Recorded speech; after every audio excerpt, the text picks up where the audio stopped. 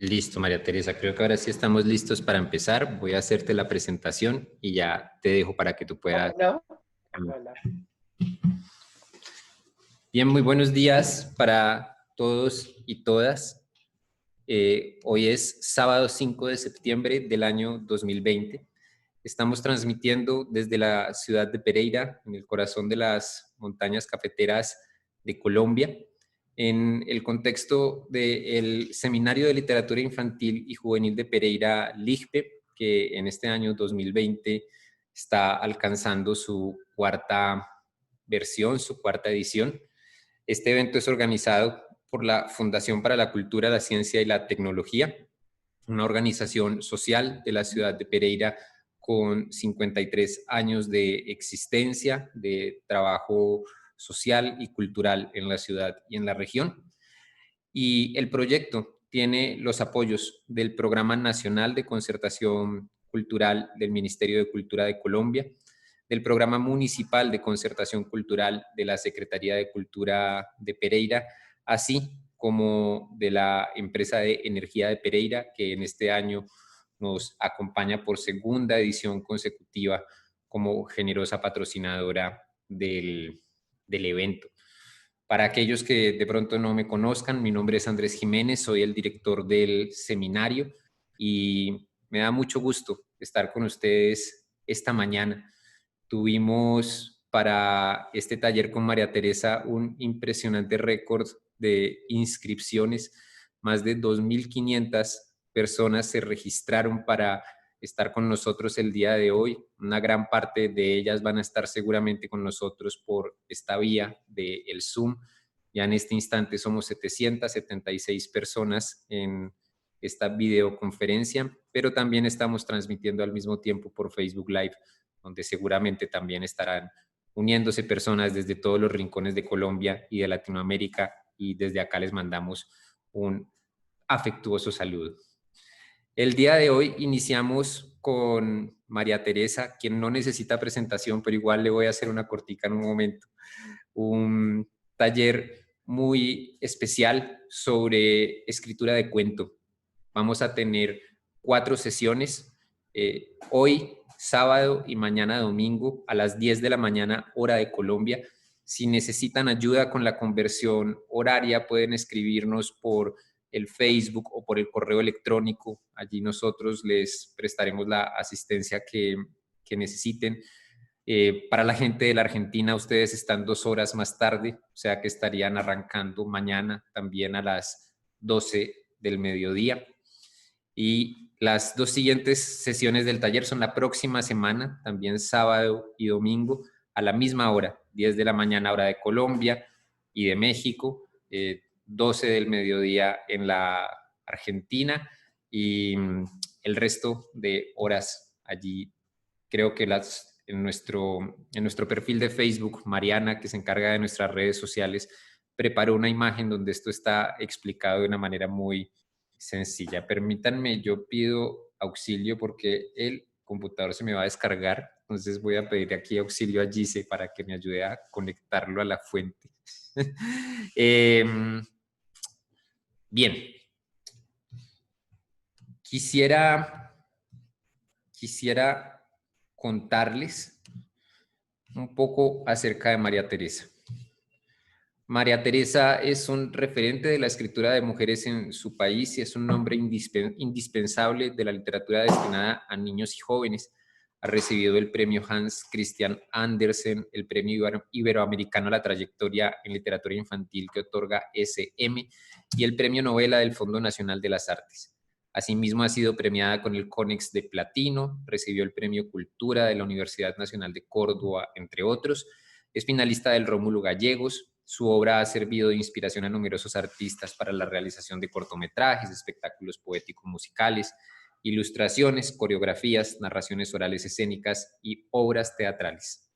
Su extensa obra literaria para el público más joven incluye, entre otros, El Anillo Encantado, Estéfano, Huellas en la Arena, La Mujer Vampiro, Benjamino, El País de Juan, Veladuras, Solgo, Trenes, La Niña, el Corazón y la Casa y El Caballo de Xuan Tzu.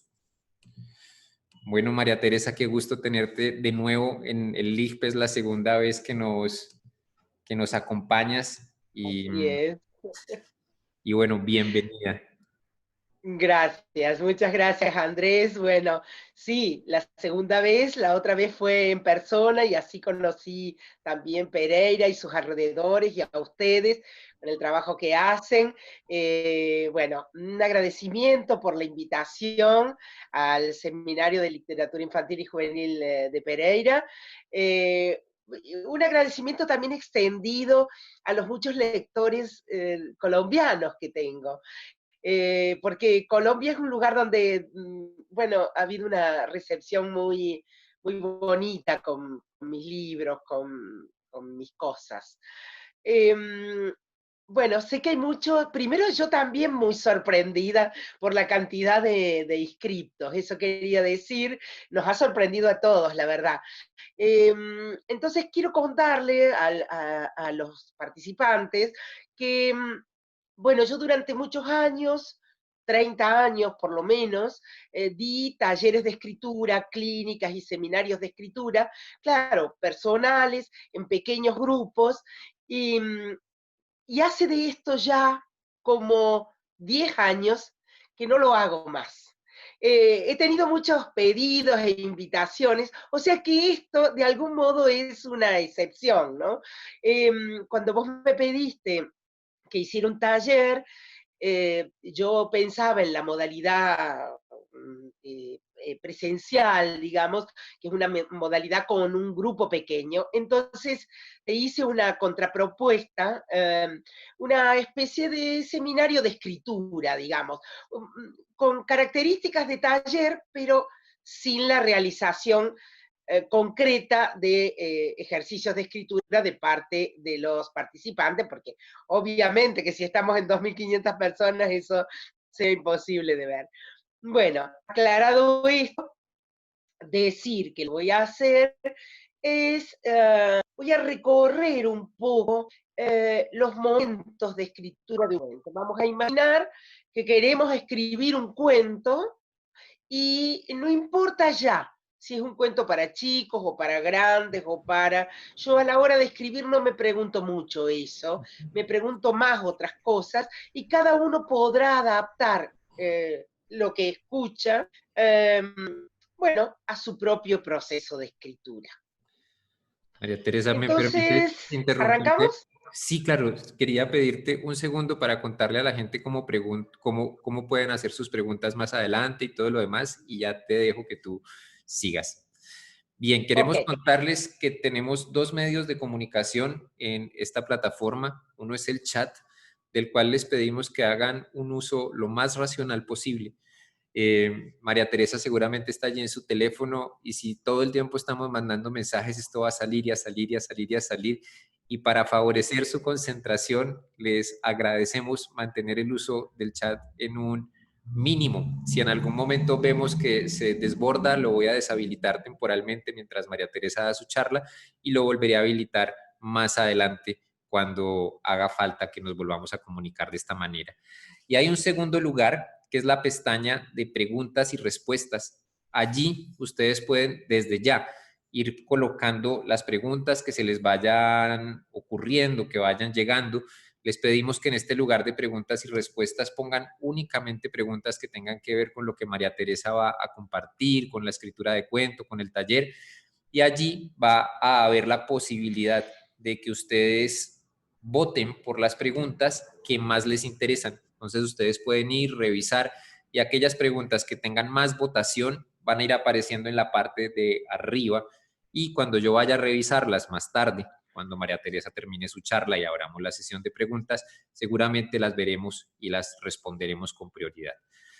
Esto es todo lo que tenía para compartirles sobre el funcionamiento de la charla. Cualquier cosa que necesites, María Teresa, yo voy a desaparecer acá de la cámara, pero aquí voy a estar. Lo que necesites, acá estamos pendientes. lo único que te pido es, bueno, vos manejarás los tiempos y me das cuando empezamos con preguntas. Eso queda en tus manos, ¿verdad?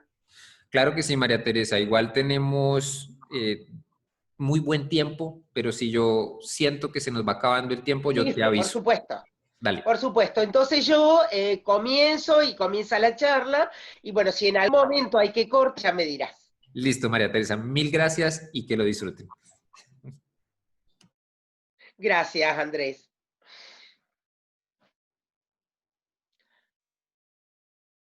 Bueno, comenzamos, ahora sí, ya para todos. Yo imagino lo que quisiera hacer aquí es una charla en la cual vamos a imaginar el momento de producción de un cuento. Em, ¿Cómo empezar? ¿Por dónde empieza uno a escribir un cuento? Ah, En mi caso, bueno, acá voy a hacer un pequeño paréntesis.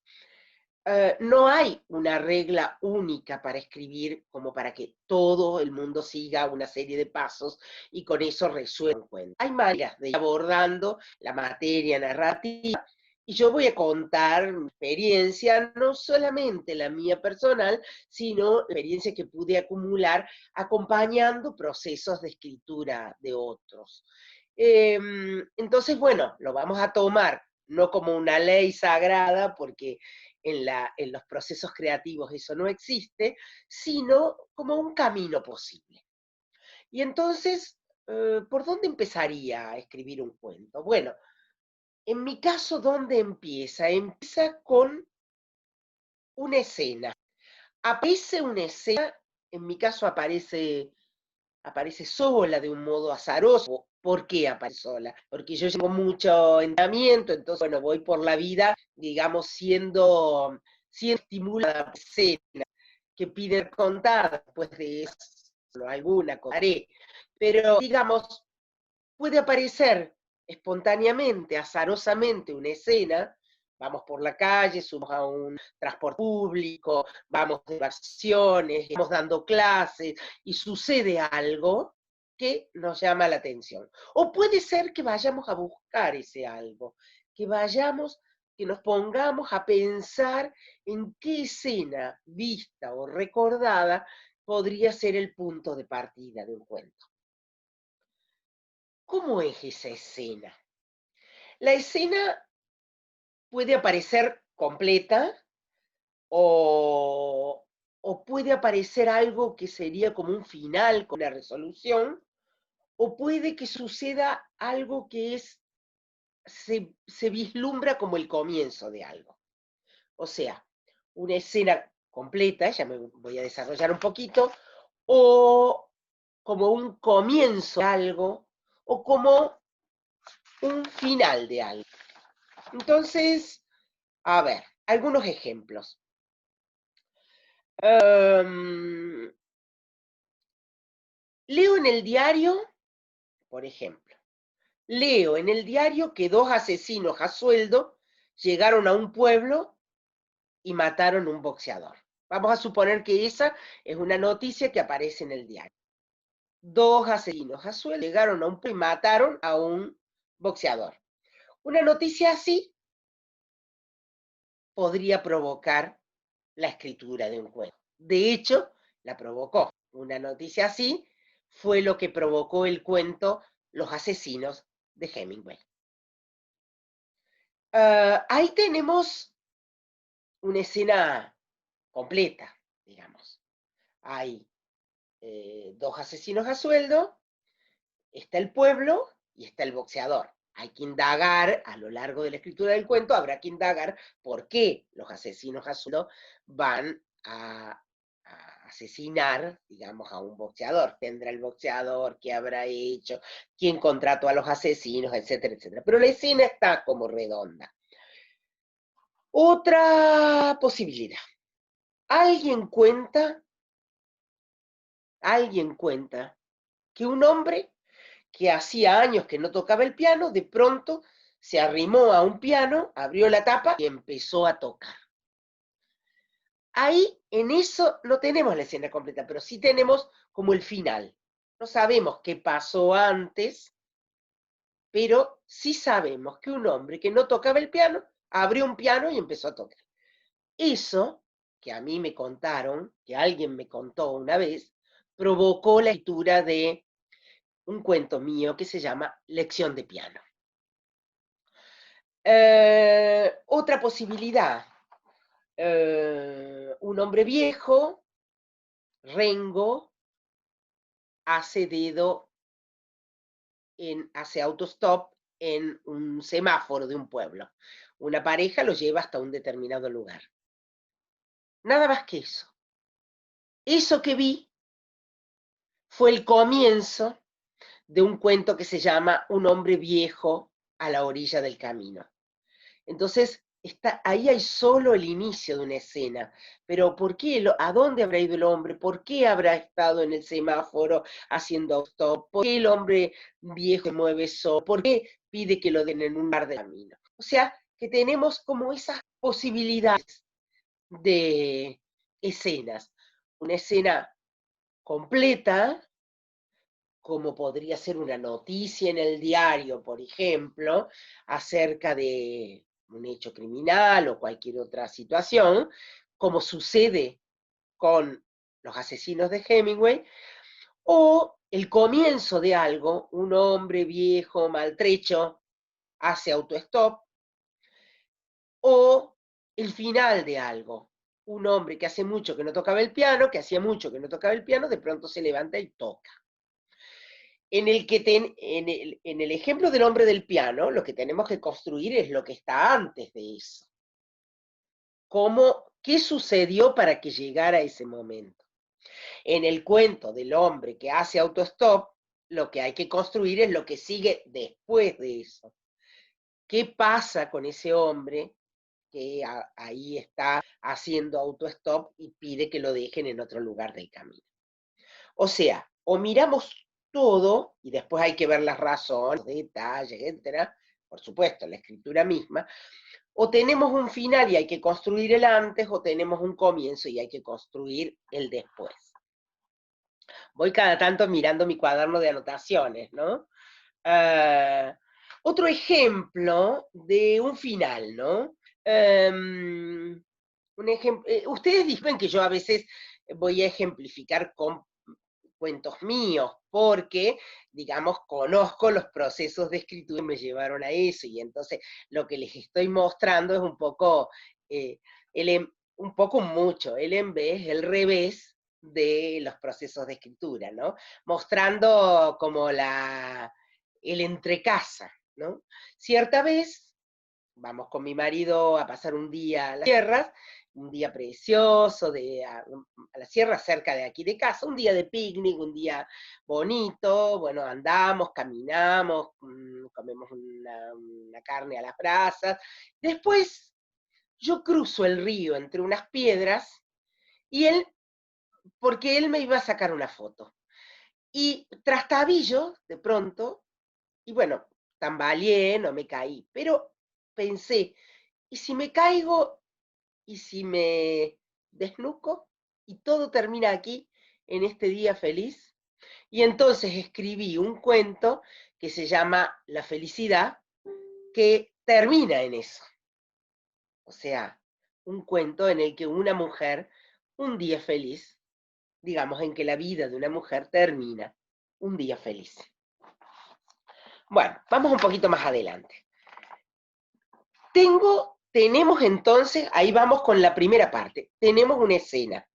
Ya tengo la escena, sea que la tenga completa, que tenga el final, que tenga el comienzo, ya sea que haya llegado a mí azarosamente, por algo que vi, ya sea que la haya estado buscando. Tengo la escena o el comienzo de una escena posible y la atrapo al vuelo, ya sea porque me la contaron, porque la recuerdo, porque leí algo que me hizo pensar en una posibilidad. Ahora viene un poquito hacia atrás.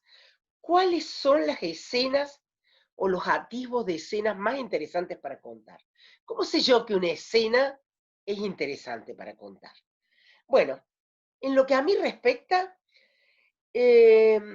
lo más interesante son escenas o atisbos de escenas o comienzos o finales que me llevan a hacerme preguntas. ¿Por qué el hombre espera el semáforo? ¿Por qué pide que lo dejen? ¿Por qué nadie lo acompaña? ¿Por qué un hombre toca el piano después de tanto tiempo? ¿Por qué pasó esa tarde para que el hombre se moviera y tocara? ¿Qué pasó antes que hizo que durante muchos años tocara? ¿Con quién estaba él? ¿Cómo estaba él? ¿Qué le pasó a él? Etcétera. O sea, una escena en la que no comprendemos mucho de lo que ahí sucede, una escena llena de cosas que no entendemos, es muy interesante para ser contada. Y entonces la escritura es como un camino para comprender eso que en principio no comprendemos. Entonces, lo más interesante de una escena es su capacidad de interrogarnos y y la ausencia de certezas que tenemos al comienzo, ¿no? Entonces, una, una escena potencialmente interpeladora de nosotros vendría a ser quizá de las cuestiones más interesantes para escribir. A ver, por ejemplo, con la escena del hombre del piano. Cuando alguien me contó eso, fue un muchacho que vino a arreglarme el internet y me contó eso porque vio muchos libros acá en casa, yo me pregunté, ¿por qué habrá estado todo el tiempo sin tocar? ¿Qué le pasó ese día para que se haya movilizado hacia el piano delante de un muchacho que le fue a arreglar el internet? ¿De quién era el piano? ¿Qué significaba la música para él? ¿Para quién tocaba antes cuando tocaba el piano? En fin, un cuento puede ser la respuesta a una cantidad de preguntas que nos hacemos en torno a una escena. Uh,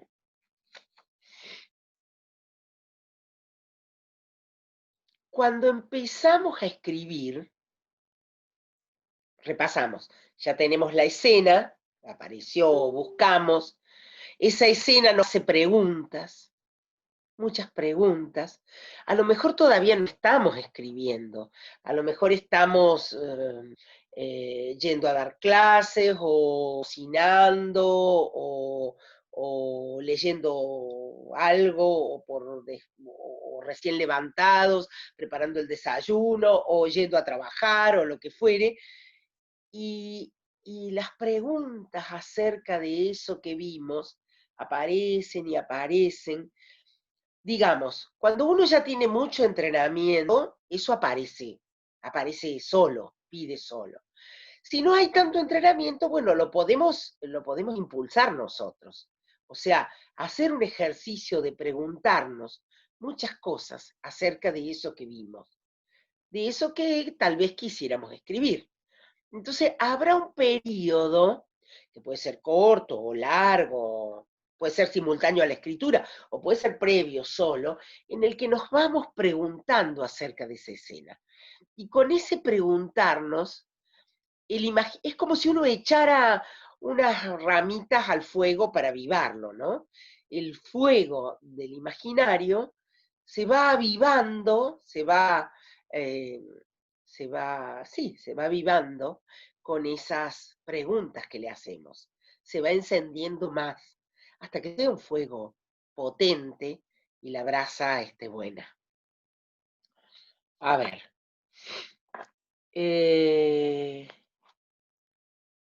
O sea, que cuando empezamos a escribir un cuento, es muy importante estar abierto a lo que sucede, a lo que va sucediendo durante la escritura.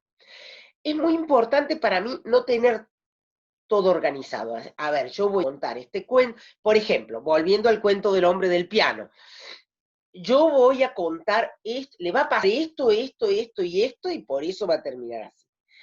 No tan rígido eso, ¿no? Nos preguntamos y vamos estando abiertos a lo que sucede, porque mientras escribimos, supónganse que un cuento, bueno, de Pedro, uno puede escribir un cuento en una semana, o lo puede escribir en meses, o puede demorar un par de años porque escribe un poco, deja, vuelve, ¿no? Entonces, mientras uno escribe, supónganse que tengamos el tiempo suficiente y la energía y todo, y bueno, en un par de semanas escribimos, supongamos. No siempre sucede eso, ¿no? Por lo menos para mí. Pero supongamos que sí. En ese par de semanas también suceden en nuestra vida muchas cosas. Entonces, a veces algo de eso penetra en la escritura, como de un modo azaroso. Y hay que dejarlo entrar, hay que, digamos, si uno siente que puede servir, hay que dejarlo entrar, hay que ser permeable a todo eso. Les voy a contar algo que dijo, por ejemplo, Raymond Carver, que a mí, me cuentista, que me gusta mucho. Carver tiene un libro que se llama un libro de reflexión sobre lectura, que se recomiendo, se llama La vida de mi padre, y es editado por Editorial Norma. En la vida de mi padre cuenta, en algún momento, él tenía una visión, bueno, económica, social, un poco esforzada, porque tenía trabajos menores, etcétera. Entonces, bueno, siempre estaba peleando, cosa que pasa mucho en la escritura, uno está peleando con las condiciones de vida y demás. Y entonces alguien le presta un departamento en un lugar de Louisville, en Estados Unidos, que es una ciudad donde se corre una carrera de caballos, que ahora no me acuerdo cómo se llama, que es muy importante. Entonces le prestan un departamento en un lugar de esa ciudad, cerca de ese hipódromo, el lugar donde se corre la carrera de caballos. Y entonces él dice que está ahí solo escribiendo un cuento que ya venía madurando, dice, escuchando las carreras de caballo, no tardó en aparecer un caballo. Sí, alguien pone el derby de Kentucky, exactamente, exactamente, el derby de Kentucky. Entonces, él dice, no tardó en aparecer un caballo en mi cuento. O sea, hay algo del azar de lo que va sucediendo en nuestras vidas que puede estar ingresando mientras estamos escribiendo, y hay que tener la suficiente apertura de oído, cabeza, sensibilidad, al azar, al desvío, al desvío del plan. Es muy importante eso. No desviarlo intencionadamente, sino tener el oído abierto a ese desvío. Hay una frase del poeta Néstor Perlonger que dice que la escritura es desvío. El cineasta Leonardo Fabio, maravilloso, claro, como en el cine casi todo sucede o por cargo o porque alguien paga bueno, sostiene económicamente una película, a diferencia de un cuento que nadie nos pide y que no hace falta más que la computadora o papel y lápiz. Leonardo Fabio dice que un cineasta, un artista, en este caso un cineasta, tiene que aprender a hacer un desvío en el encargo. O sea, muy importante estar abierto al desvío. Puede suceder en cualquier momento, porque algo aparece, digamos, aparece algún elemento que no habíamos previsto y que de pronto le viene bien a lo que contamos. Entonces, a la vez, saber que estar abierto al desvío de lo que en el proceso de escritura y, y es también muy importante, recuerdan lo que habíamos hablado de las preguntas, ¿no? Es muy importante en la escritura no saber. Es muy importante no saber y querer saber. Ser el que narra, estar queriendo saber algo que es lo que le va a ofrecer al lector. Bueno, un poquito más adelante. Vamos repasando. Tenemos la escena, ya estamos viendo, vamos a suponer que ya tenemos la escena que quiere ser contada, Y entonces, si tenemos la escena que quiere ser contada, esa escena que nos interroga, ya sea que esté completa o que tengamos un final o que tengamos un comienzo, es una escena que presenta un cierto desacomodo, porque si todo estuviera bien, perfecto, ordenado, no hay cuento, no necesitamos contar, ¿no? Alguno dijo, alguien había puesto algo de Piglia ahí acerca de una de una referencia a Chekhov, me parece que era. Lo cierto es que, digamos, alguien dijo alguna vez que la felicidad no tiene historia, no tiene cuento, digamos, si todo está bien, bueno, no necesitamos contar. Lo que contamos es aquello que o no estuvo bien, o no va a estar bien, o en algún momento desacomoda, etcétera, ¿no? Bueno, tenemos la escena parcial, total, y vamos a darla. Pues bien, aquí llegamos al punto central de la narrativa, que es el narrador. La gran pregunta es, ¿quién va a contar eso? Y ahí me quiero detener bastante, porque ahí llegamos a un punto clave, el más importante.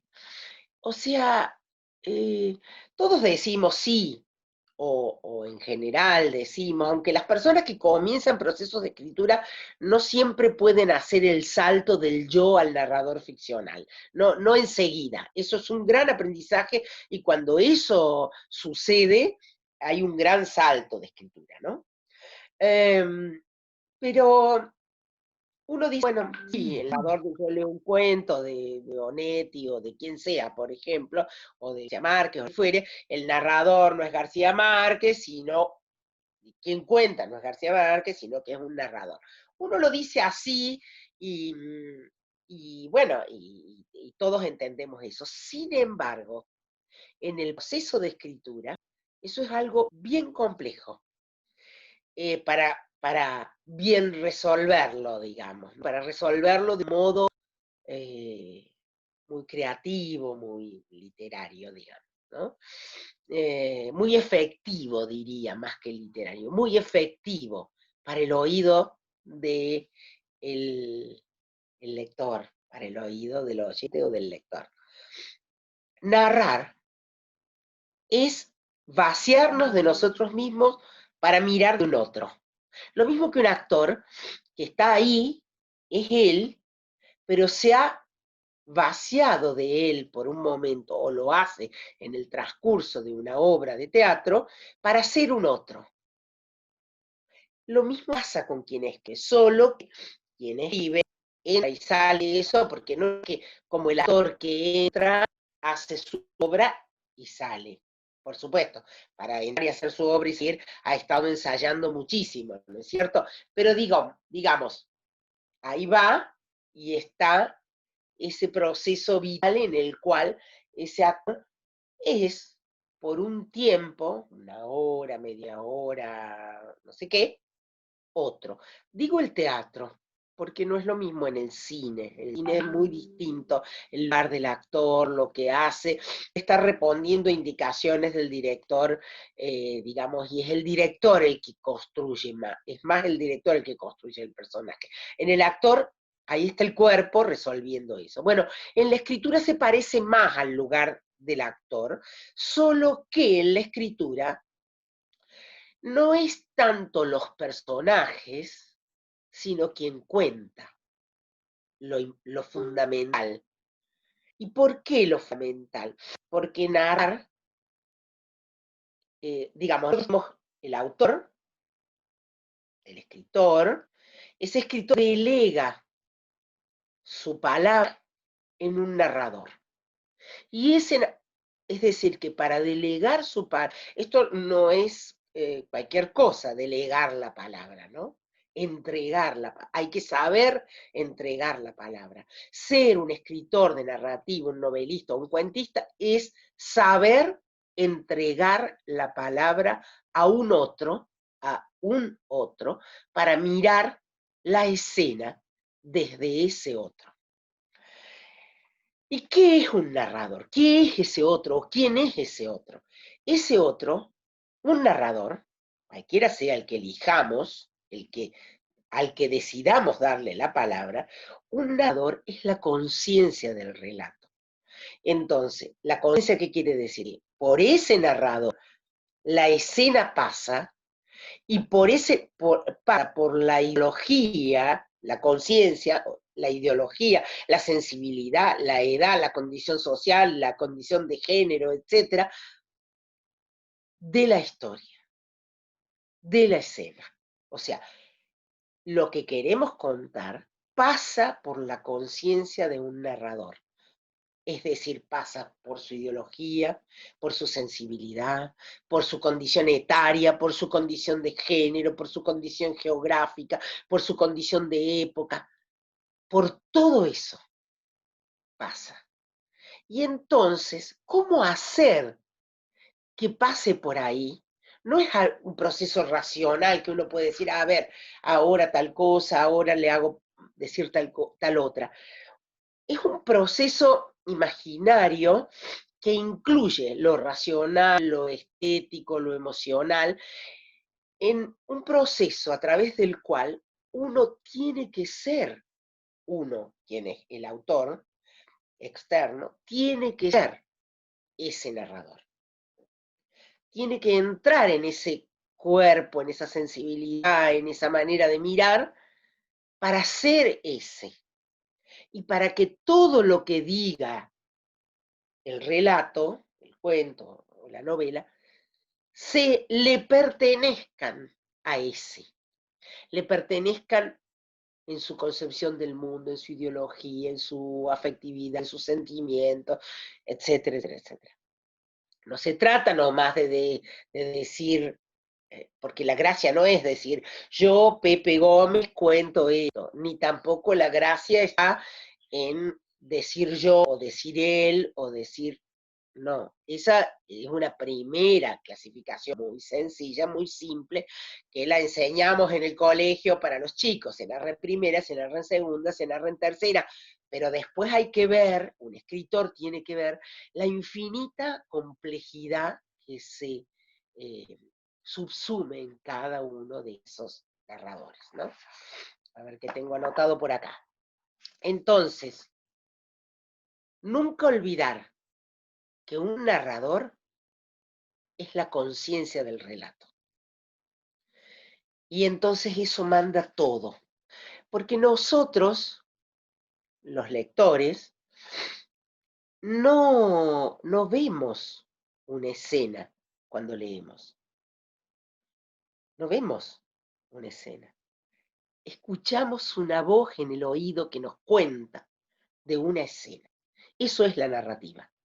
Hay siempre un narrador entre la escena y nosotros. Hay siempre un narrador que es una pátina que con su conciencia vela y devela hechos, indicios, etc. Hay cosas, como es una conciencia, y una conciencia de relato elige, desecha, como nosotros mismos en la vida, elegimos ciertas cosas, creemos en unas, desechamos otras, nos enojan unas, nos agradan otras, etcétera, etcétera. Entonces, como es una conciencia del relato, lo que cuente va a estar velado o velado en unas cosas y develado en otras, por esa conciencia que narra. Entonces, un narrador es la conciencia del relato, es la conciencia a través de la cual pasan los hechos contados. Hay una cosa a la que quiero repasar, digamos. Bueno, yo estoy hablando, estamos hablando para 2.500 personas, no lo puedo creer. Hago de cuenta que estoy en mi casa hablando para 4 o 5, un grupo pequeño, porque eso me ayuda un poco. Pero digo, entonces yo no sé para quiénes estoy hablando, digamos, no sé la formación que tiene. Bueno, hay algunos nombres ahí los veía y algunos nombres reconozco, pero bueno, habrá gente que son escritores que ya tienen un tránsito importante por la escritura, habrá personas que quieren escribir, habrá gente muy joven, habrá gente con muchos años vividos y mucha trayectoria, me imagino que un poco de todo. Entonces, ustedes sabrán disculpar que a veces hay cosas, bueno, hay repasos de ciertas cosas, que para los que sean obvias, pero tal vez baja el nivel de lo obvio en el sentido de que mi interés es ligarlo todo el tiempo al proceso, a la experiencia de la escritura, ¿no? Entonces a veces hay muchas cosas que uno sabe a un nivel teórico y no siempre las utiliza en el proceso de escritura. Entonces, una de las cosas que quisiera repasar es el proceso el esquema de comunicación. Todos sabemos que hay un emisor y que hay un receptor y que hay un mensaje y que ese mensaje refiere a, a a referentes externos, digamos, y que también tiene una capacidad o sea, tiene una capacidad de denotar referentes externos y una capacidad de notar ciertas cosas, gracias por la mensaje, ciertas cosas que ecos de significados que no son directos, sino que son otros añadidos. Pero bueno, tenemos un esquema de comunicación que ahora estamos en este proceso de comunicación en el que estamos, yo soy la emisora, ustedes son los receptores, y esto que estoy diciendo es el mensaje. ¿Qué pasa en un cuento? En un cuento tenemos todo eso es doble, porque en un extremo tenemos un autor, una persona que escribe, que escribió. En el otro extremo tenemos una persona que lee, que recibe un mensaje que vendría a ser el cuento, supongamos, hoy estamos con cuento.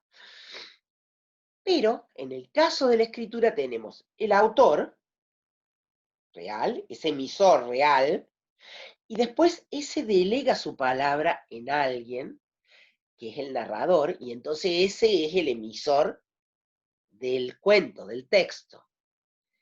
Y del otro lado, no solo tenemos el lector real que está leyendo el cuento, que lo puede leer, qué sé yo, en la misma época en que alguien lo ha escrito, o puede leerlo 100 años después, o no sé, o 20 años después, o lo que fuere, o en otra lengua, etcétera, sino que tenemos también un receptor interno, que eso no siempre se ve, no siempre uno tiene esa percepción cuando está escribiendo, y es muy, digamos, cuando empieza a hacer procesos de escritura, no siempre se ve cuando uno estudia literatura, y que es fundamental a la hora de escribir. O sea, hay un autor que delega su palabra en un narrador que será la conciencia del relato.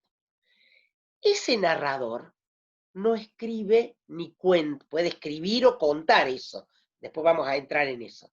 Puede escribir, puede contar, puede pensarlo, puede tener distintas estrategias eso. Pero ese narrador no lo hace para el lector. Lo hace para un receptor interno que a veces se explicita de algún modo en relato y a veces no, pero que siempre existe. Siempre hay un receptor interno. Entonces tenemos escritor, lector, y adentro narrador y receptor interno, y mensaje. O sea, ¿por qué es importante esto? Porque el efecto de quien es distinto el efecto de quien narra, si narra para un receptor interno que si le dice al lector, ¿no? Se supone que el lector lo que está haciendo es espiar algo que sucede entre alguien que cuenta y uno o unos que lo escuchan o que lo reciben, o que, etcétera, ¿no? Entonces, Hay uno de los decálogos de Horacio Quiroga, de un decálogos del buen cuentista, dice así, habla para el pequeño grupo de ta, ta, ta, ta, ta, ta. O sea, un cuento sonaría grandilocuente si habla para los lectores. Puede usarse eso. Puede ser que el receptor interno sea los lectores de este mundo. Es un recurso, como otros. Ahora se me ocurre, ¿no? Para así al vuelo, una novela de Italo Calvino que se llama Si una noche de invierno un viajero, donde quien cuenta le habla al lector de ese libro. Pero es un recurso, no olvidarse que es un recurso, que no es el lector real o los lectores real, sino te digo lector que ¿no? Sería lo que en teatro se llama como ruptura de la cuarta pared. Porque, ¿qué pasa? Cuando uno ve teatro, lo que ve, digamos, los actores en general no hablan para uno. A veces, en algunas obras, hay ese recurso, que el actor rompe esa cuarta pared y le dice al público, ¿a usted qué le parece lo que este ha hecho? Sí, se puede hacer como un recurso. Pero si no, habitualmente nosotros lo que vemos es como si estuviéramos espiando por la cerradura y viendo lo que sucede en una escena teatral. Voy al teatro porque me permite ir y ejemplificar a veces más, ¿no? Sin embargo, digamos, lo mismo pasa con un cuento, con un texto, donde un relato o una novela, donde, digamos, el lector espía una cosa que sucede entre un narrador y unos personajes. Yo eh, les pasé unos cuentos que ustedes pueden ver, los pasé para tenerlos como posibilidad de decirles a ustedes que se fijen en algún detalle del narrador, sobre todo, por si ustedes quieren verlo antes o después. No es que vamos a hacer un trabajo con esos cuentos, pero me sirven a mí para remitirlos como ejemplos y quería saber si ustedes los habían leído, porque no sé cuáles son las lecturas de todos, ¿no? Pero, por ejemplo, en un cuento como Bienvenido Bob de Onetti, que es un cuento, digamos que desde la perspectiva del narrador es un cuento de una perfección, una fineza, más que perfección, de un refinamiento impresionante ahí hay gente que dice que a la que no le han llegado los cuentos. No importa, no se preocupen. Pueden después, supongo que Andrés puede después compartirlos, o los pueden buscar bien por internet. Eh, los cuentos que yo puse como eje, los puse ahí, acá, aquí, a mi lado, como para recurrir a ejemplos. No es indispensable tampoco que, que los tengan leídos, pero después de la charla, a lo mejor sí los pueden buscar. ¿Va todo bien, Andrés? Sí, sí, María Teresa, quería sencillamente decirte que en la página de Facebook está el enlace para que la gente pueda descargar los cuentos, ya lo vamos a poner aquí de nuevo.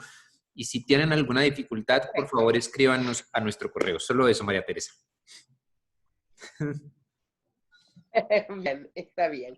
Iba a decir, en un cuento como el de Juan Carlos Onetti, el cuento que se llama Bienvenido Bob, es un cuento de un refinamiento de narrador, por ejemplo, muy especial. Y ahí, el que cuenta, que no sabemos qué se llama, el que cuenta le dice a Bob, digamos. Entonces, el receptor interno es el tal Bob, no somos nosotros los lectores, ¿no?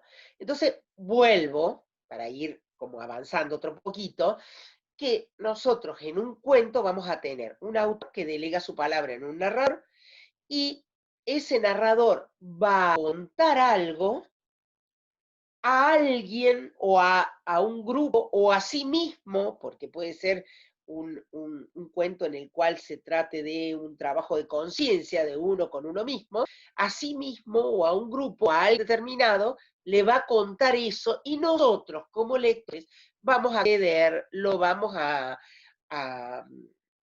vamos a espiar ahí, ¿no? Vamos a tener la oportunidad de saber lo que ellos dicen, lo que un narrador le dice a un alguien. Bueno, decía, siempre, siempre tenemos que tener en cuenta que quien narra, repasando, no el autor, sino el narrador del cuento, quien narra, no le narra a un lector, salvo, como les decía, el salto de la cuarta pared, el ejemplo que les contaba de Si una noche de invierno un viajero, de Italo Calvino, por ejemplo, ¿no? Puede ser que, entonces acá puede ser, que quien narra, le narre a un receptor interno, que puede ser su propia conciencia. Alguien se cuenta a sí mismo, piensa, como nosotros muchas veces, que rumiamos algunas cosas que nos pasan. Bueno, un narrador puede ser eso, alguien que habla consigo acerca de algo. Por ejemplo, hay una novela del escritor argentino Andrés Rivera. Yo pongo los ejemplos, no es necesario que ustedes tengan leídos esos libros, es solo como tomar así como ejemplos, como quien toma una aguja en un pajar. En esa novela, el escritor argentino Andrés Rivera dice que está escribiendo en un cuaderno algunas cosas y que dice una frase que es muy interesante, dice que no va a mentir porque quien habla para sí no necesita mentir, digamos, lo estoy transformando, ¿no? Entonces sabemos que él evalúa para sí mismo su propia vida, como nosotros también hacemos muchas veces. O sea, un narrador puede ser eso, alguien que cuente para sí,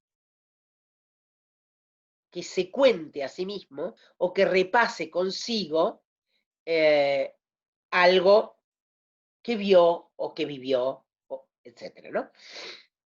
También puede ser que el narrador le cuente a alguien en especial lo que está sucediendo, que le relate a un destinatario, a veces incluso puede tomar la forma de una carta, de una larga carta, o si no, no, como si hubiera hablando, un narrador con el hijo, con un testigo, con un... Se me ocurre para poner, claro, un ejemplo, se me ocurre para poner un ejemplo, una novela preciosa de Coetzee, que se llama La Edad de Hierro, y toda la novela, son como 200 páginas, es una carta que la madre le escribe a la hija que vive, la madre vive en Sudáfrica y la hija vive en Estados Unidos, y le escribe sobre el país y sobre lo que a ella le pasa y sobre su enfermedad. Bueno, uno empieza a leer y al ratito nomás se olvida de que la carta está metida el tuétano en la novela, y al final, en el cierre, recupera la idea de carta que ahora uno se da cuenta ha sido la novela, ¿no es cierto? Bueno, en Alexis o el Tratado del Inútil Combate de Marie Yourcenar también. Ahí hay una carta que alguien le escribe a alguien. O sea, que el receptor puede ser uno mismo no, el narrador mismo. El narrador puede contar para sí, el narrador le puede contar a alguien, como en este caso a un receptor determinado, o puede ser que el narrador le hable a un público anónimo, eh, que se suponga que lo está escuchando, ¿no? O puede ser que el narrador sea por ejemplo, un receptor que recibe un instructivo, como en el cuento Antieros de Tuna Mercado, que es uno de los cuentos que están colgados para que consulten, donde es como alguien escribe unas órdenes para que otro las cumpla. Bueno, puede haber muchas variedades, pero lo que yo quiero que quede aquí en claro es que un narrador que son estamentos distintos. Está el autor y que está el lector. Y adentro están el narrador y el receptor interno. Y que un narrador no habla directamente para el lector. Estamos en otro carril. Habla para un narrador interno y eso vuelve más íntimo y verosímil el relato. ¿Mm? Eso es muy importante. Bien. De modo que vuelve verosímil el relato, lo vuelve íntimo, y el lector aparece como un espía de eso. Y eso es lo que tiene la gracia de leer, es eso, ¿no? Que uno se asoma a un mundo que es de otros y que no parece haber sido escrito específicamente para uno, y sin embargo uno lo siente tan íntimo, ¿no? Se siente tan cerca, como si hubiera logrado entrar a la habitación de unos personajes, ¿no? Dicho esto, quedamos en que el autor le cede la palabra a un narrador. Y entonces ahora vamos a ver a qué narrador conviene darle la palabra. ¿Hay narradores mejores que otros? Lo primero que hay que entender, bueno, primero es toda una cosa decidir a quién se da la palabra, porque no es tanto, no es solo lo que uno quiere, es qué es más interesante para el relato. Siempre lo más interesante es lo más sutil, lo menos obvio, lo menos obsceno. Obsceno en el sentido literal de la palabra, lo que se muestra completo. Eso, lo que se muestra completo, lo que se expone en su totalidad, ¿no? Sin secretos, es lo menos interesante para la literatura. Lo más interesante para un cuento o para una novela es eso que tiene unas zonas que no alcanzamos del todo a comprender y que nos hacen trabajar como lectores. Entonces, bueno, ¿quién, ¿quién es el narrador al que nos conviene darle la palabra para un determinado cuento? ¿No es cierto? O sea, no es que no hay una regla, hay que encontrarlo, hay que pensar en qué voz podría contar eso de un modo quizá es interesante, bueno, depende del tipo de narradores, que no sepa todo, que tenga algún tipo de veladura con respecto a los hechos. Si es un narrador en primera persona, por decir, a lo mejor cuenta cosas que le contaron o cosas que le pareció ver pero no estaba del todo seguro, algo vio, otras no. Entonces, todo eso, acá preguntan, dice, ¿no será el que pide el relato? Claro, sí, el que pide el relato. Es el narrador que pide el relato, en efecto, pero claro, tenemos que saber oír qué pide el relato. Y eso es lo difícil. Entonces, ¿hay a priori narradores mejores que otros? Bueno, lo primero que hay que entender es que todo narrador, cualquier narrador que elijamos, tiene posibilidades e impedimentos, ¿no? Cada uno tiene límites y que esas limitaciones, eso, digamos, esas limitaciones, lejos de ser un problema, son un problema a la hora de escribir, pero lejos de ser perjudiciales, son las que enriquecen el relato. Poder contar desde unas limitaciones genera un relato más complejo, digamos, ¿no? Quiero decir, hay posibilidades e impedimentos. Cada narrador tiene límites y esas limitaciones generan efectos, generan riquezas en el texto. Recordar entonces, porque ahí hay que ver, que un narrador es un encuadre. Un narrador mira desde un determinado lugar. Es la conciencia del relato y mira desde un determinado ángulo la escena. Entonces, como si fuera, hay distintos tipos de narradores, pero imaginémonos por lo pronto que estamos poniendo una cámara y que la cámara capta una parte y hay cosas que quedan fuera de encuadre.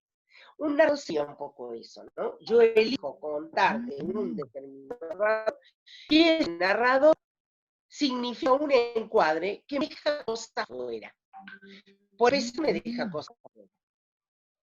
Lo cual hace que lo que cuente esté sesgado por ese encuadre, ¿no? Esté, digamos, recortado.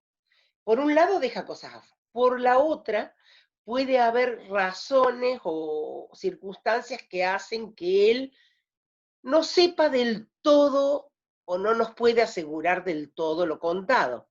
Ya sea porque se lo contaron, porque lo vio desde un lugar, bueno, porque no lo percibió bien, o ya sea por razones del narrador, ya sea porque no es posible saber eso. En fin, distintos condicionamientos que hacen a la riqueza de un relato. Entonces, ya sea también por la ideología misma del narrador, porque un narrador a su vez narra con un cierto tono. Vamos a volver sobre eso. Entonces, puede narrar ofendido, puede narrar nostalgioso, puede narrar melancólico, puede narrar idealizando, y cada una de esas cosas pone una página. Pero volvemos. ¿A quién darle? Estábamos en eso. ¿A quién darle la palabra, no? Recordar, voy haciendo como unos pequeños repasos. Recordar que siempre cedemos la palabra a un narrador, que ese narrador narra para un receptor interno, que ese narrador es la conciencia del relato y que ese narrador mira la escena en un encuadre que necesariamente va a dejar cosas afuera y que probablemente por su ideología o por el momento en que está que atraviesa mientras está narrando, siempre el narrador, no el escritor, ¿no? Puede que vea empañada la escena. Entonces tenemos empleamiento de la escena, recorte de la escena, conciencia del relato. Hasta ahora tenemos eso. Vamos a ver qué otra cosa noté. Bueno, ahora vamos a los narradores. Tenemos, en principio, esto lo sabe todo el mundo, tres grandes tipos de narradores. La primera clasificación, primera persona, segunda persona, tercera persona, eso es lo que vimos en la escuela, siempre, lo que percibimos así, casi naturalmente. Acá quiero detenerme un poquito. Esto no fue siempre así. Nosotros pensamos que toda la vida se pudo contar en primera, segunda o tercera persona. No. Hasta finales de la Edad Media,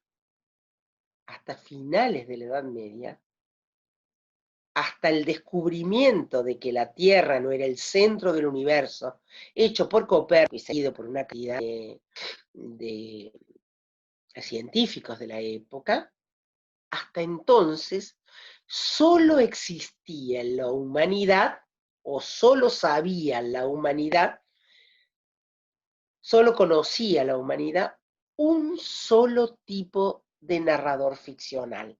El narrador en tercera persona omnisciente, de los que ustedes conocen, de los cuentos tradicionales, de las leyendas, de los mitos, etc.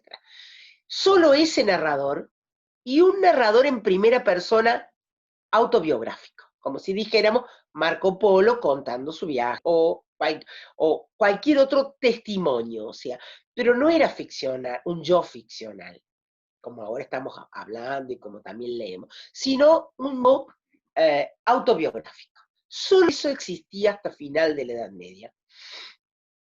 ¿Qué es lo que hizo que la humanidad descubriera otros modos de contar? Pues sucede que con el descubrimiento de que la Tierra no es el centro del universo, por lo tanto no es el centro de la atención divina, sino que es un planeta que gira alrededor del Sol, solo uno en el sistema, etcétera, etcétera, eso produce una gran transformación de pensamiento, de todo. Y también influye en los modos de contar. ¿Por qué? Porque empieza a centrarse más en lo humano y empieza a aparecer un modo humano de mirar. Un modo humano, un modo terrenal, un modo no absoluto de mirar. Empieza el relativismo de las cosas, ¿no?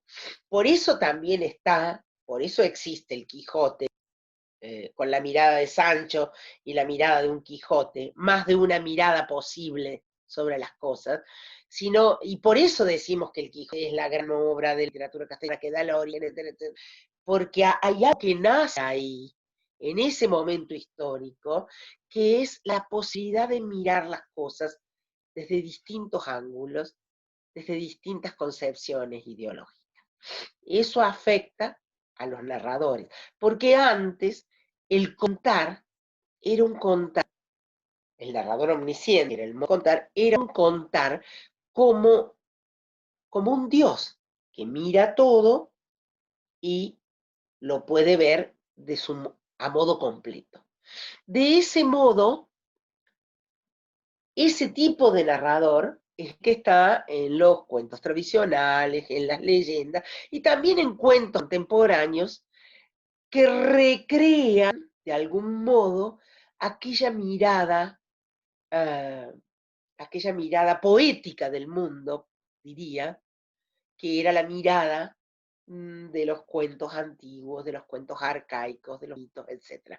Entre ellos, yo elegí un libro, un cuento para compartir con ustedes, ella es una exquisita especialista en eso, que es un cuento de Marina Colasanti, yo lo tengo en portugués, La Moza Tejedora, La Moza Tecelá, que es la moza tejedora o la muchacha tejedora, está traducido de ese modo, tiene ese tipo de narrador, ese narrador poético que mira el conjunto de las cosas. Es un narrador que se coloca arriba del mundo a contar y lo ve completo. Bueno, vuelvo. Narrador en primera persona. Discúlpenme que voy a usar un palo.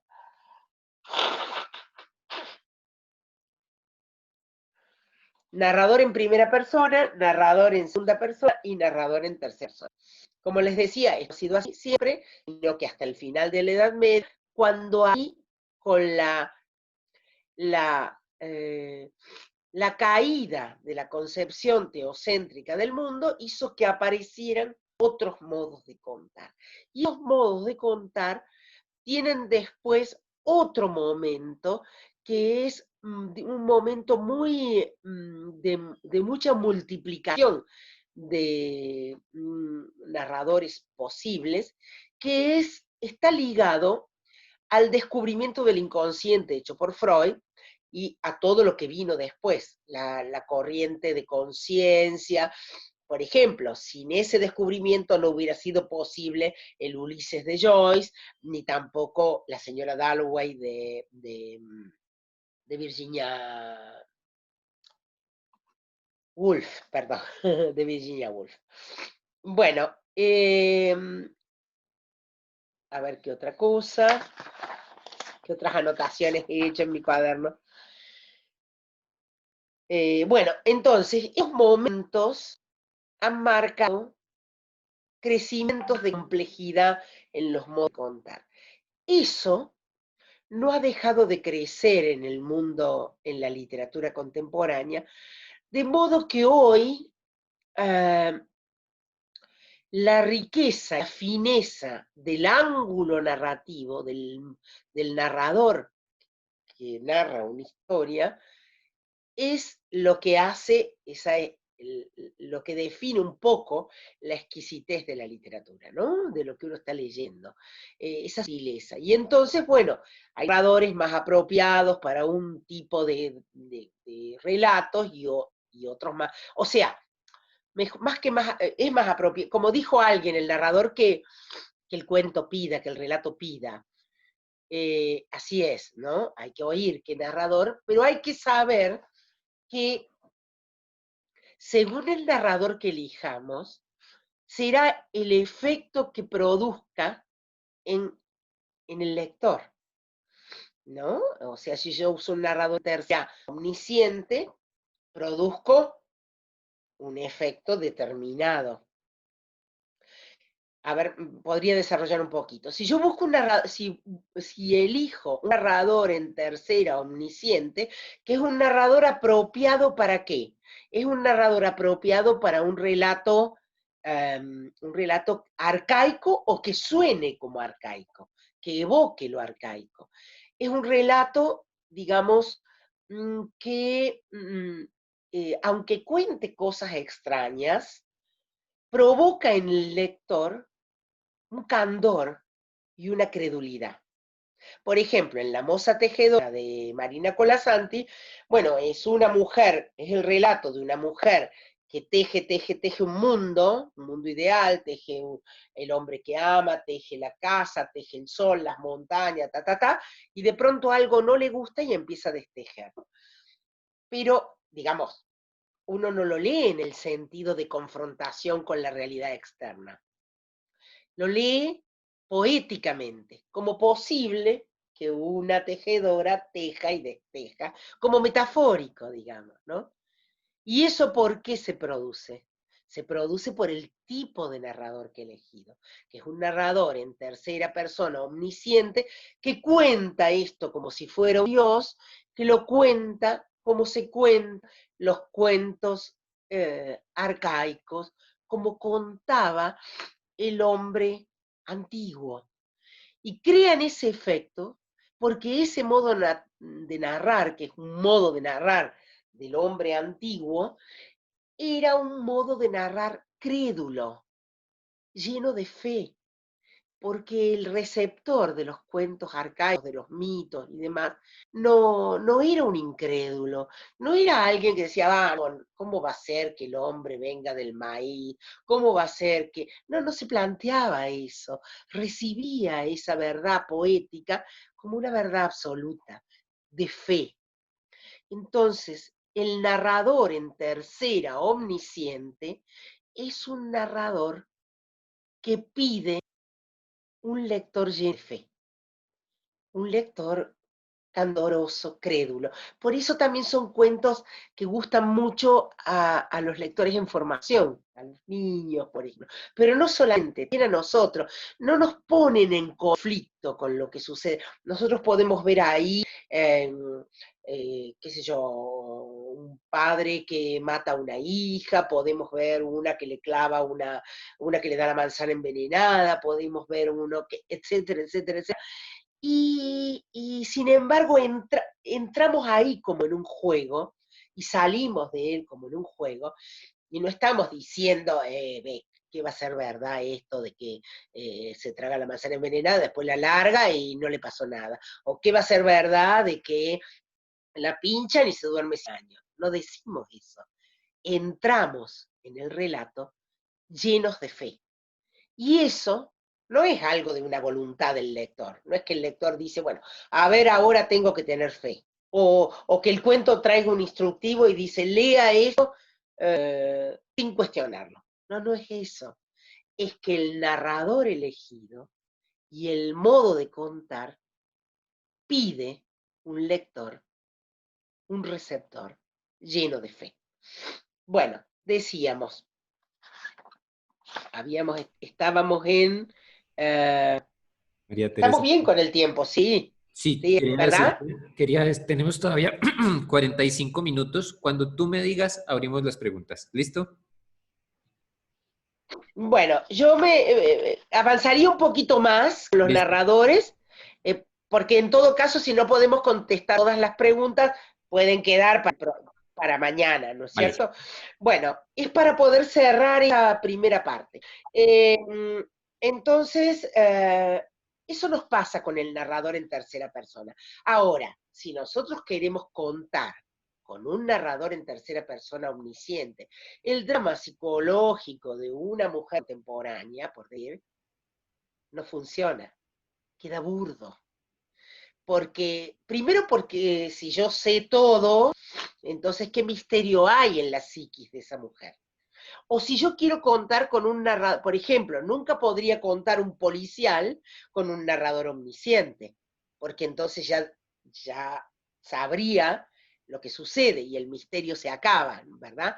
Entonces, claro, el narrador omnisciente de tono árquico es un narrador precioso si uno quiere generar un eco de los cuentos antiguos y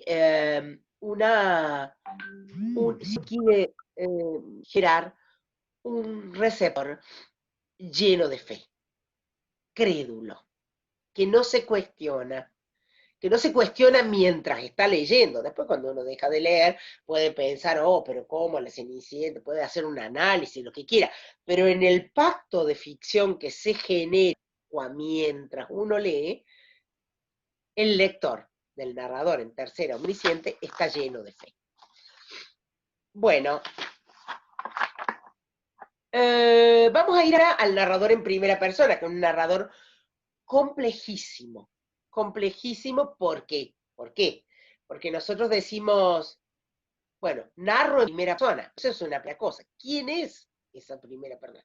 ¿No? Yo elijo un narrador en primera persona, pero bueno, debo preguntarme, ¿quién es el que está detrás de yo? ¿Quién es el que cuenta? Por una parte, ¿no? Si es un, bueno, si es un hombre, si es una mujer, si es viejo, si es joven, si es un profesor universitario, es qué sé yo, un hombre que vive en la marginalidad, o si es una profesora, si es el dueño de un edificio, etcétera, etcétera. Bueno, ahí se abre un millón de posibilidades. ¿Quién es ese yo que está detrás del yo? ¿No? ¿Quién es ese yo que está detrás del yo en el cual debemos entrar para contar lo que cuenta?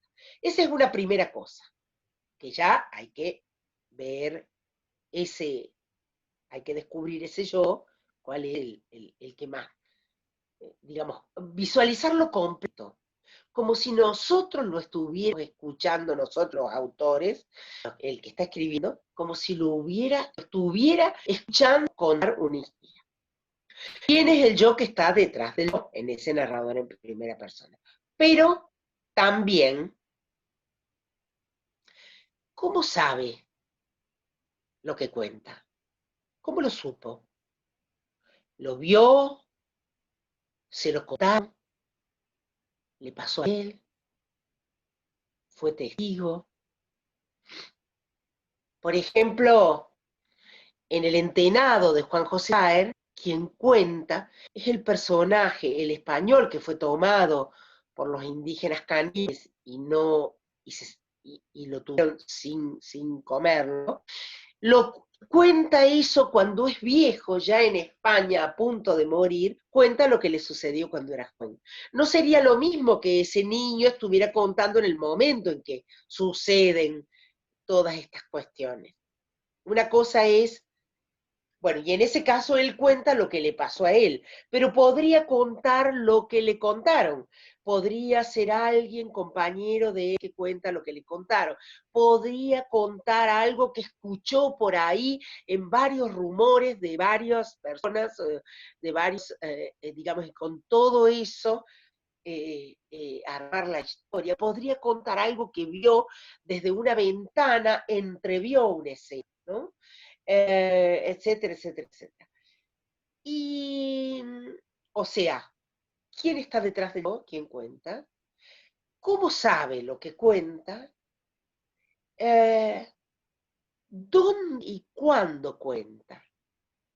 Cuenta en el momento en que suceden los hechos, cuenta mucho después, puede contar siglos después lo que leyó en un libro de historia de no sé qué, ¿no? ¿Y dónde está cuando cuenta? ¿Está en el lugar de los hechos? ¿Está lejos? ¿Está escondido? ¿Está mirando? ¿Está dónde? ¿Cuándo? ¿Dónde y cuándo cuenta? ¿Cómo sabe lo que cuenta? ¿Quién es ese que cuenta?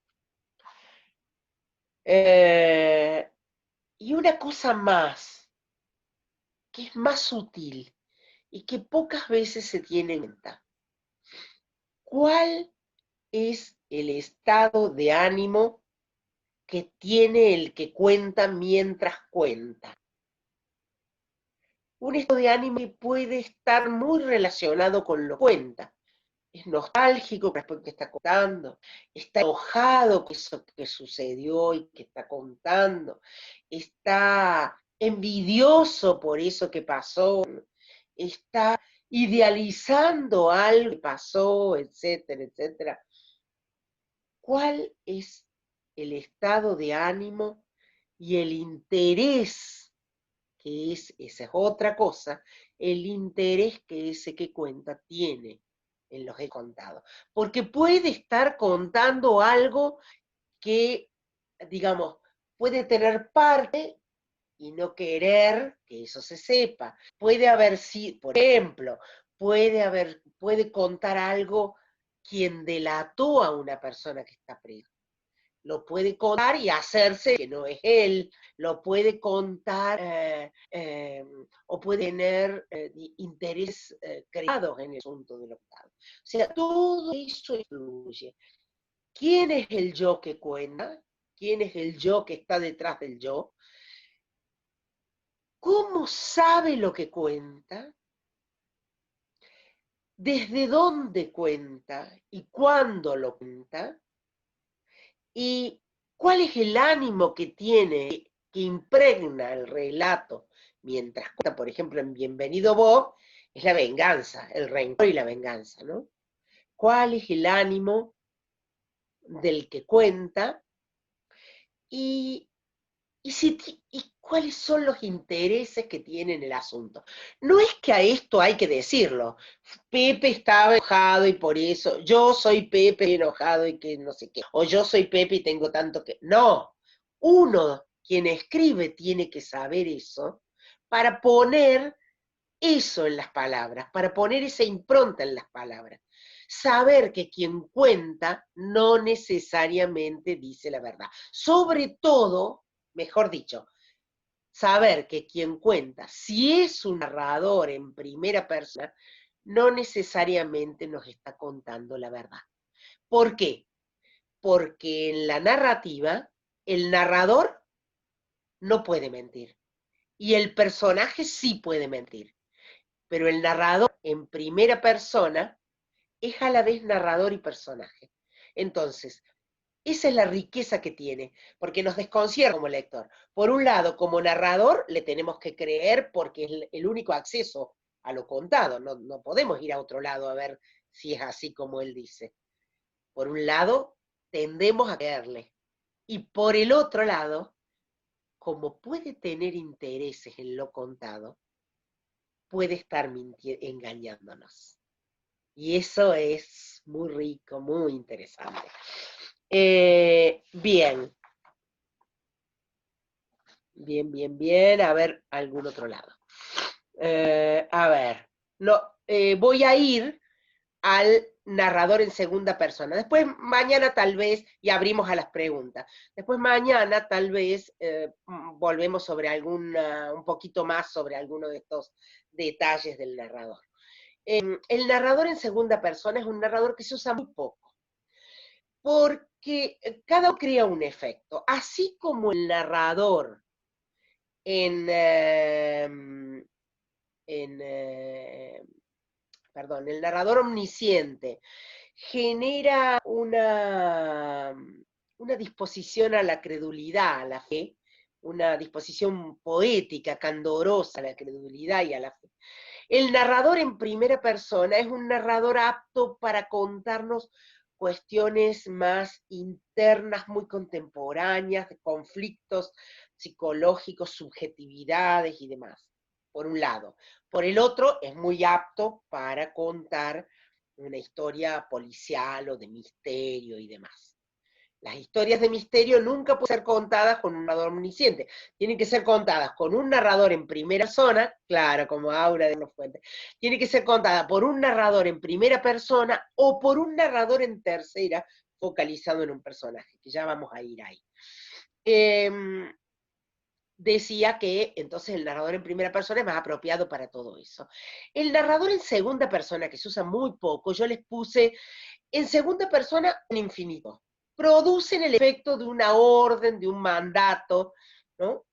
No, no se usan mucho, no tiene tanta riqueza narrativa, pero hay algunos autores que logran hacer maravillas con eso. Yo puse un ejemplo de un cuento narrado todo en infinitivo, digamos, todo llevado a un manual de instrucciones, que es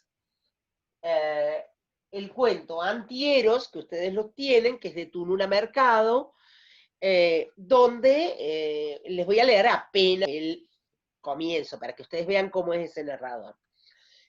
comenzar por los cuartos, barrer cuidadosamente con una escoba mojada el tapete, recoger la basura una primera vez al terminar, etcétera, etcétera, etcétera. Logra ella llevar todo el cuento, hay otros casos por supuesto, llevar todo el cuento con ese modo instructivo y hacer avanzar el relato, porque hay que tener en cuenta que los verbos en infinitivo no son, no denotan el avance del tiempo. El verbo es tiempo y el infinitivo es una modalidad del verbo que, digamos, detiene. Entonces, llegar a construir un relato de esa manera, bueno, no, necesita mucho oficio, mucha habilidad. Yo puse ese ejemplo, hay otros, hay ejemplos en Cortázar, hay una novela que leí hace mucho tiempo de un venezolano, Adriano González León, que se llama País Portátil, que tenía partes de, sí, aura, algunos ponen aura, etcétera, etcétera, ¿no? Bueno, eso, para decir, digamos, lo que hay, ¿no? Bueno, rescato también fuertemente el tono en el que se cuenta, que el tono, esto que les decía, el rencor, la nostalgia, etcétera, que es lo más inapresable del relato, lo más inapresable, lo más difícil de apresar el relato, a la vez es lo que impregna todo. El tono es el estado de ánimo que uno le pone o le percibe a ese narrador mientras está contando, como decía. Bueno, y afuera de esto hay el narrador tercera no omnisciente, que es un narrador que focaliza en uno u otro personaje, que bueno, como necesito más desarrollo para ahí, abro a las preguntas, tenemos media hora de preguntas, y luego mañana seguimos con ese narrador si les parece. ¿Mm? Por supuesto, María Teresa. ¿Te parece? Así media hora para preguntas. Listo. Por si hay muchas, no sé. Tenemos alguna, María Teresa. Voy a ir contándote acá un poco, como sobre las que tenemos con una mayor votación. La primera pregunta que tenemos por aquí para ti te la hace Ana Robles. Es la más votada, sí, la más súper popular. Dice, ¿cómo superar el bloqueo creativo, la inseguridad y la hoja en blanco? No sé, algo también. Yo creo que uno, si no, digamos, primero decir que cuando uno ya tiene unos procesos de escritura aceitados, por ejemplo, en mi caso, la escritura bien se va. Tengo momentos, a veces puedo pasar, hablo de escritura de ficción, ¿no? Puedo pasar meses, un año, a lo mejor sin escribir nada y de pronto aparece. Pero uno puede alimentar eso. Y para alimentarlo puede haber muchas cosas. Por un lado, hay gente que recurre a talleres digamos, a un espacio de taller o a un otro que le proponga cosas. Eso puede ser una manera. Yo cuando he tenido más bloqueo, recurro a las lecturas, porque son a veces las lecturas de otros los que me dan ideas también, ¿no? Esa puede ser otra forma, ¿no? Y si no, salir, como decía Carver, o mejor dicho, como le hace decir a un personaje en uno de sus cuentos, saliste a cazar material, ¿no? Yo tenía unos talleres, bueno, he tenido muchos talleres, pero tenía algunos de producción de textos, no de revisión, no de este tipo de información, sino estimulando para que las personas escriban. Y una cosa que hacíamos, por ejemplo, en una época yo trabajaba, tenía mi taller subalquilaba un departamento cerca de la terminal de ómnibus de Córdoba. Y entonces los hacía salir a la terminal y pararse en unos puentes que tiene y mirar abajo las personas, detenerse en alguna y elegirla e imaginar imaginar por qué está ahí, digamos, qué le puede haber pasado, hacia dónde irá, de dónde viene, etcétera, ¿no? Ese tipo de ejercicios pueden ayudar a desbloquear. Después, cuando uno tiene más digamos, entrenamiento, eh, hay algo en el mismo mecanismo de uno que se abre a, bueno, a los estímulos de posibles relatos. Bien, María Teresa, muchas A ver, gracias. ahora, Ya te esta es voy la a, pregunta. dime, ya te voy a dar la segunda pregunta. Antes No, no, de, no, mira, pregunta. claro que sí, mira, tenemos una pregunta de Patricia. Perdón, recién alguien pone ahí, miro un poquito de reojo el chat, alguien pone como ejemplo un libro del grupo Graphene, que es un grupo de, bueno, un grupo de escritura que armó un libro que fue emblemático en la Argentina sobre procesos de escritura, talleres de escrituras, ahí estaban las queridas Gloria Pampillo, Maite Alvarado, bueno, hermosas personas, y muy, muy formadas en la cuestión de la escritura, la propia escritura, y decir que, bueno, hay muchos libros con propuestas para personas que quieran como bloquearse, sí, Gloria Pampillo, la querida Gloria Pampillo. Por ejemplo, el libro de Fein, varios libros de escritura. Nosotros, yo con otra escritora cordobesa, Lilia Lone, hicimos 2 libros. Uno lo editó Anaya, que se llama Escritura en el Taller, Anaya España, y otro lo editamos en Córdoba, editorial Comunicarte, y se llama La construcción del taller en la escuela, está pensado más un maestro. Pero, por ejemplo, hay un libro precioso de Benjamín Prado que se llama 7 formas o 9 formas de decir manzana. Es un libro bellísimo, bueno, con propuestas de escritura. Son más para empezar los libros que tienen propuestas, ¿no? Después uno ya quizá no lo necesita tanto. Bien, María Teresa. Sí, ahora ya escucho próxima pregunta. Dale, antes de compartir la próxima pregunta contigo, quiero invitar a las personas que están todavía con nosotros en la llamada, las casi 1000 personas que hay en esta plataforma, más las que están en el Facebook, para invitarlos a que continúen con nosotros el día de mañana a la misma hora en el taller de María Teresa, lo mismo la próxima semana, el sábado y el domingo. El próximo sábado tenemos además la siguiente conferencia del IGPE, que es con el escritor uruguayo Federico Ibanier. Les voy a dejar acá en el chat el enlace para que aquellos de ustedes que mientras escuchan a María Teresa deseen hacer su inscripción puedan hacerlo. La siguiente pregunta, María Teresa, es de Patricia Enderica y te pregunta, Sí, ¿cómo alguien abordar pregunta temas? sobre el último libro que nombré, es 7 formas de decir manzana o 9 formas para decir manzana de Benjamín Prado, que es un escritor español. Y ahora la pregunta.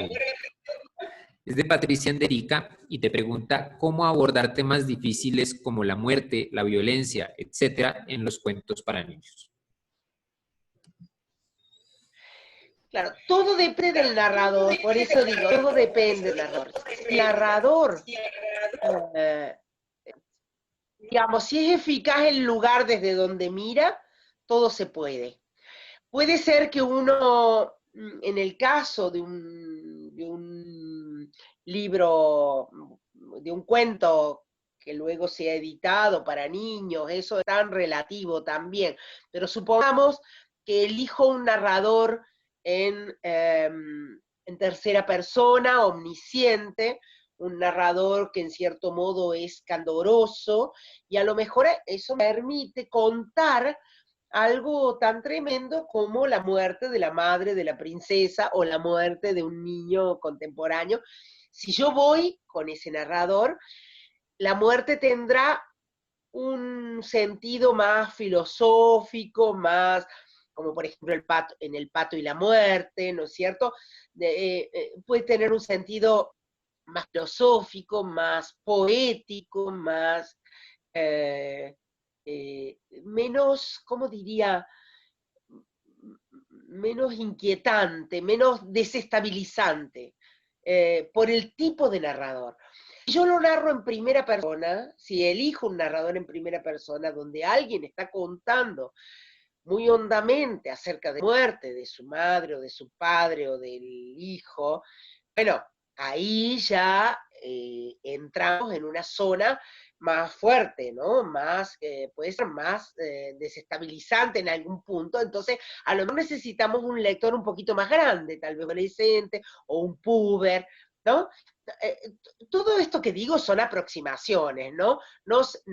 Digamos, no hay una regla absoluta, pero digamos, mucho, mucho, mucho por no decir todo lo que se cuenta depende del narrador, porque según el narrador elegido, el efecto que produzca en el lector va a ser diferente, ¿no? Bien, María Teresa, ¿estás lista para la siguiente pregunta? ¿Cómo no?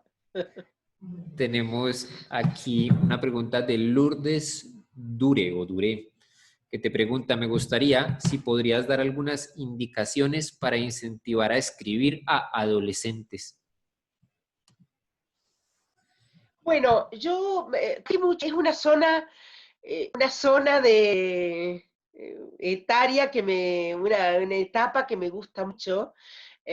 Yo trabajé, ahora ya no, hace muchos años que no doy talleres y bueno, y he sido profesora y me he retirado, me he jubilado, hace ya unos cuantos años, pero siendo más joven, durante muchos años hice talleres con adolescentes, unos grupos de tal que se llaman Delirio Urbano en Córdoba, bueno, en el marco del Cedilig de Córdoba y en otros lugares, otros espacios, otros centros culturales de la ciudad de Córdoba. Y bueno, a mí me parece que eran talleres, yo no lo que hice y que sugiero, no mezclaría con personas de más edad. Los talleres eran para adolescentes que estuvieran citando la escuela secundaria o que estuvieran en edad de escuela secundaria, entre 13 y 17 años. Y pasada esa edad, no. Y si terminaban antes del secundario, en algún caso que alguno ha terminado antes, tampoco. ¿No? O sea, como que esa franja, porque a veces se pone a un adolescente, he visto también en un grupo de adultos, yo nunca sé, el grupo de adultos no se se excluyen uno o dos adolescentes y terminan siendo hipervalorados por compañeros grandes, en esta conversación de la edad, etcétera. Y entonces eso no está tan bueno. Es más interesante con pares en una tensión, una lucha por la escucha, por la rivalidad, por una cantidad de cosas que se producen que son interesantes en el proceso de escritura. Nunca he tenido problemas para estimular, ni casi nunca he llevado cosas específicas para adolescentes.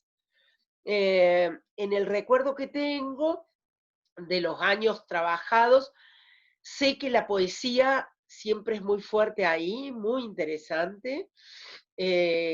También los grafitis, dentro de la poesía, por ejemplo, mucho gusto por los malditos, por lo experimental, por la poesía, la poesía visual, por todo lo que tenga que ver con las rupturas, por ciertas temáticas, por los relatos heroicos, por la ruptura de lo heroico, por los relatos que tienen que ver con la rebeldía, bueno, miles, ¿no? Pero siempre buscando calidad literaria por sobre todo, más allá de pensar, eso antes que pensar en la edad, y además decirles que no pasa nada con que uno se equivoque, que lleve un cuento y que ese cuento no guste, no les guste, no les interese, bueno, no importa, llevaremos otro día, porque un lector se construye así, en ese ensayo, error, en ese ir y ver de texto.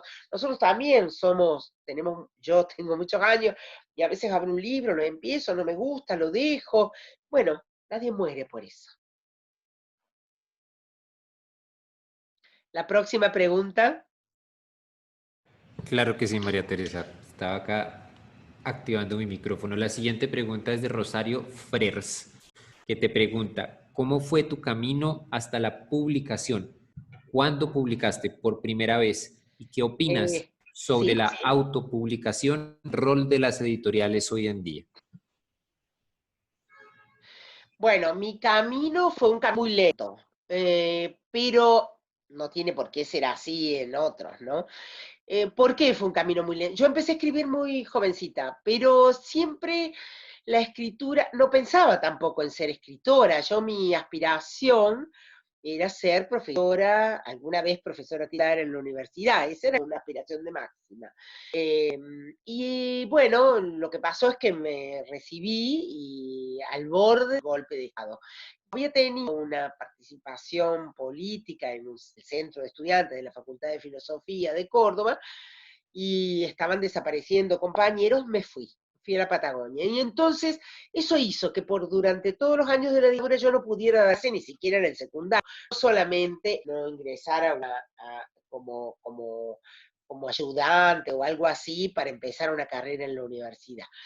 Entonces hubo un desvío vital ahí que yo no había previsto, digamos, ¿no? Entonces, bueno, trabajé en otras cosas, muchos años, unos trabajos muy menores, y yo escribía bueno, como una liberación, un encuentro conmigo, textos fragmentarios, borradores de poemas, nada de eso subsistió, por suerte, solo un fragmento de esos poemas, de esos borradores, se convirtió en el tema Kodak del libro del mismo nombre. Solo eso.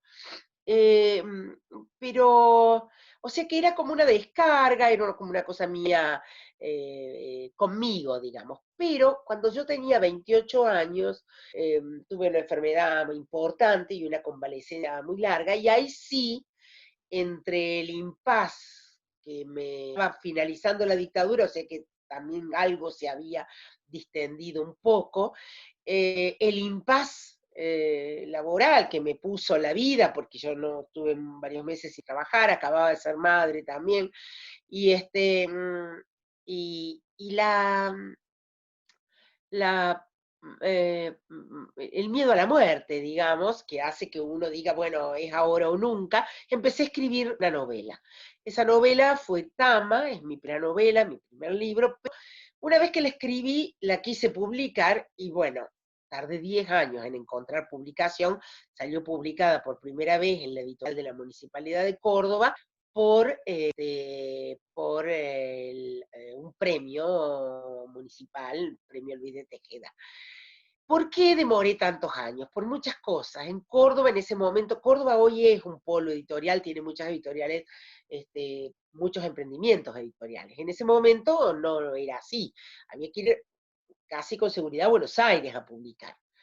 Y eso no era algo que me permitiera mis condiciones de vida. Yo, bueno, acababa de ser madre, después me separé, sostenía mi casa, no tenía, digamos, bueno, no estaba en mis condiciones ir a Buenos Aires a ofrecer un manuscrito a las distintas editoriales. No existía la virtualidad, que ha facilitado mucho ciertas cosas, había que moverse físicamente.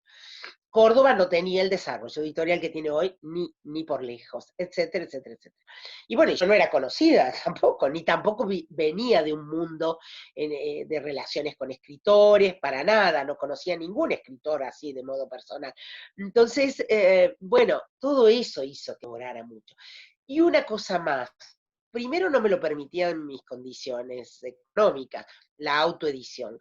Y por el otro, yo necesité, es algo personal, pero yo necesité ser validada por otros. Yo necesité que algún editor o un premio o alguna instancia considerara que eso que yo había hecho valía. Es algo muy personal que tiene que ver con la autoestima, gente que puede confiar más fácilmente en lo que ha hecho o más de arranque.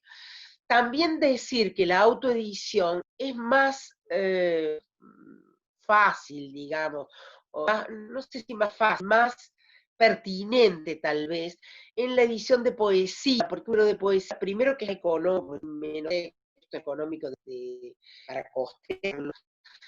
Por otro, mucho pues, circula en entregas o en espacios, donde, por lo menos en Argentina, uno va a una mesa de lectura, pueden estar libros ahí para venderse, pero la novela necesita más de la industria para existir. Y eso lo vuelve tan compleja la autoedición, que uno puede autoeditar, pero después hay que distribuir eso, y hay que ir a libros y decirle, bueno, usted puede tenerme estos ejemplares acá, ¿cuántos me puede tener? 3, 5, 2, 6, y yo paso a ver si usted los ha vendido, pero ¿cómo la gente lo va a cobrar si no conoce el autor? Digamos, es muy complejo eso. Yo lo veo más complejo que en la poesía, mucho más complejo que en la poesía, el tema de la autoedición. Salvo que quien se autoedite sea alguien, tal vez alguien muy joven, digo muy joven en el sentido que tenga mucha energía para ir y distribuir y presentar en distintos lugares su novela o su libro de cuentos y entonces ir ganando de a poco lectores. Puede ser, no digo que no, pero hay que contar con que uno tiene que hacer todo ese trabajo, que nadie lo va a hacer por uno, ¿no? No me acuerdo. Decir que, bueno, de modo que yo pude publicar mi primer libro a mis 40 años, por un premio, pero entre que salió el premio y salió editado el libro, o sea, entre mis 39 y mis 40 años, yo ofrecí muchas cosas que había ido escribiendo en esos 10 años. De modo que después de mi novela, enseguida nomás salieron un libro de poemas, Palabras al rescoldo, por aquí preguntaban, no está reeditado solo, está dentro de un libro que se llama Mujeres, Artes y Oficios, del editorial Comunicarte. Decía, edité ese libro de poemas y el libro de cuentos El Anillo Encantado en Sudamericana. Y después fueron saliendo de a poco otros libros, primero más lentamente, y después ya más, nunca dejé de publicar. O sea que tardé 10 años para ir desde lo que había escrito a la publicación. Y después más o menos otros 10 años en tener un cuerpo de lectores fuerte. Sucedió más o menos cerca de mis 50 años. Y en mis 50 y mis 66 tengo ahora, bueno, todo ha ido creciendo y he tenido muchos reconocimientos. Bueno, eso.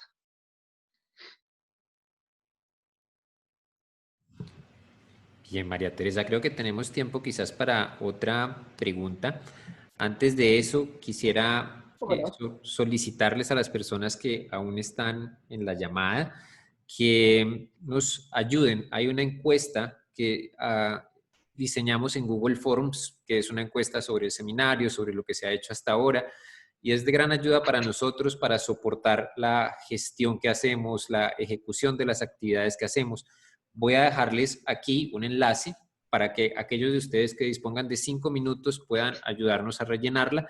Si ya la rellenaron antes, en alguna de las actividades anteriores que empezamos a compartirla desde la conferencia anterior de Toño Malpica, no es necesario volver a rellenarla solo si no la han rellenado. Entonces acá les dejo el enlace en el chat y les agradezco un montón, aunque no sean de Colombia. Este seminario está este año maravillosamente funcionando como el seminario de literatura infantil y juvenil de todo el mundo, lo cual nos alegra un montón.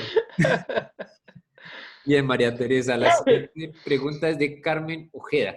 Te pregunta, ¿cómo armar el esqueleto una vez que se tiene la idea principal?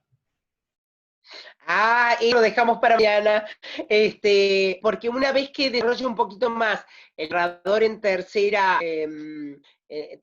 con el personaje, un narrador en tercera focalizado en el personaje, que es lo que nos daría narrar, ahí sí vamos a hablar de estructura, cómo se va dando estructura, cómo se organiza esa trama, pero siempre desde el narrador. Listo, María Teresa. Entonces, esta quedamos pendientes para mañana. Tenemos otra pregunta de... Voy a saltarme la de Rosario. Rosario, discúlpame, creo que esta pregunta que le haces a María Teresa ha quedado muy respondida durante la charla. Y la siguiente pregunta es la de Luciana Lucero, que es, cómo mantenernos constantes en la escritura, es decir, no procrastinar ideas, escenas, algún consejo, tu experiencia. Gracias. Sí, bueno, ahí hay algo que es muy interesante y complejo, es si la escritura, siempre estoy hablando de la escritura de ficción, ¿no? Porque, digamos, por ejemplo, en mi caso, está la escritura de ficción, después está la escritura más funcional, digamos, preparar una conferencia, preparar un texto de contratapa de alguien, un prólogo. Yo estoy separando todo eso y estoy hablando de la escritura como la escritura, o sea, el cuento, la novela o el poema, ¿no? Estoy hablando de escritura, de una escritura de gratuidad, digamos, que no, es, no se hace por alguien nos pide que hagamos una charla, etcétera, etcétera, ¿no? O que leamos un texto en, en un congreso, etcétera. Entonces, esa escritura de ficción, la pregunta del millón es si es un trabajo o no es un trabajo. Y en qué medida es un trabajo y en qué medida no lo es. Y entonces yo, esta opinión es personal, en algún momento me trajo como un problema, porque yo me pronuncié un poquito a raíz de algo que había sucedido, me pronuncié un poquito en las redes, y hubo personas que,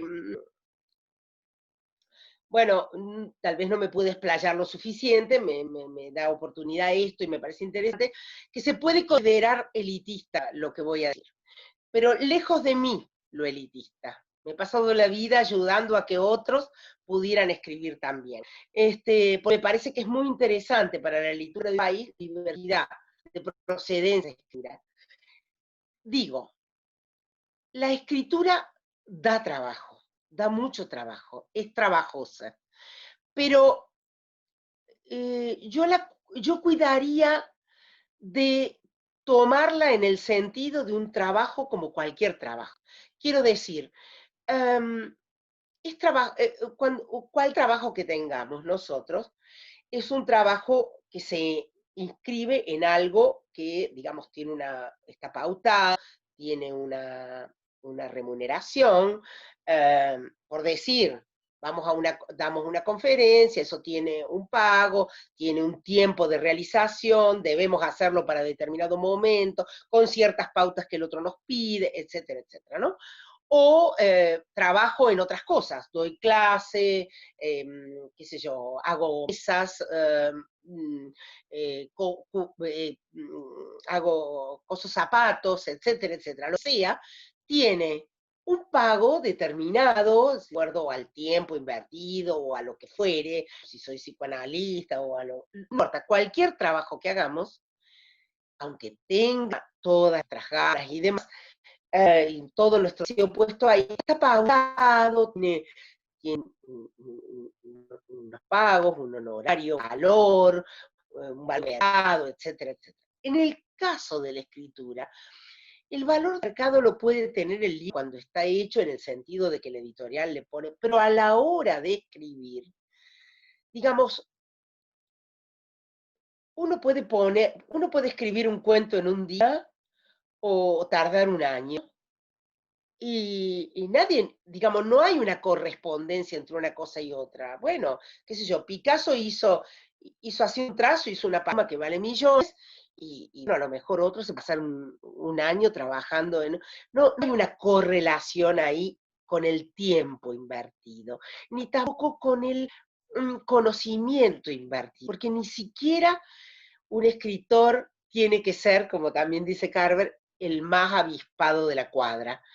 No está tampoco la calidad de escritura, ni siquiera está tampoco tan ligada a la información, al saber, ni siquiera tal vez a la inteligencia de quien escribe, a la inteligencia medida como racionalidad y demás, ¿no? Yo he tenido personas que van a un taller y a lo mejor hay una que es profesora, ha hecho un posgrado y no sé qué de literatura, y hay otra que es una ama de casa, estuvo en su casa, que leía y qué sé yo, y esa persona a lo mejor tiene con la escritura algo, digamos, es un saber más del cuerpo, más de la sensibilidad, hay como un saber y una inteligencia distinta, más hecha de lo sensible, por lo cual no necesariamente quien ha hecho más carrera universitaria escribe mejor que otro, etcétera, ¿no?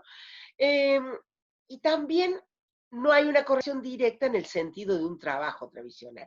Poner a la escritura en el lugar de un trabajo que trabajo tantas horas y todos los días y empiezo a tal hora, termino a tal hora, que algunas personas lo hacen, yo cuidaría un poco eso, porque uno corre el riesgo de ponerlo, de hacer un trabajo como en serie, de ponerse, como diría, al servicio de un amo.